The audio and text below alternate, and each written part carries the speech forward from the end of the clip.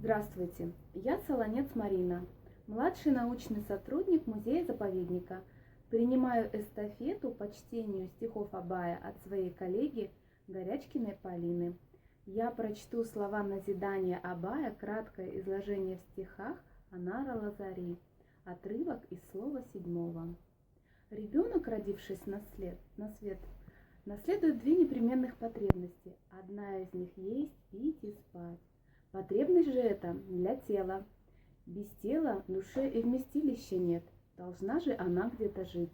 Вот плоти и нужно расти, питаться и крепнуть, чтоб страстной и мощной ей стать.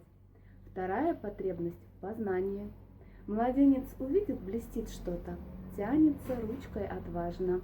Ему интересно к лицу поднести, попробовать вещи на вкус, исследовать на осязание. А чуть подрастет, уже спросит, что это, что то, почему люди плачут, смеются.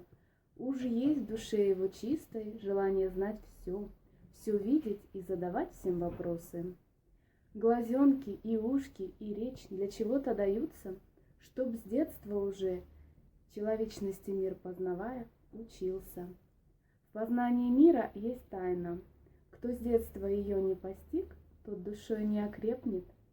Творец нам для этого радость дает, чтоб мог человек повседневно свой мозг подвергать испытанию и не бессознательно путь выбирал, а конкретно мог жизнь воплотить свои знания, те, что наука дает.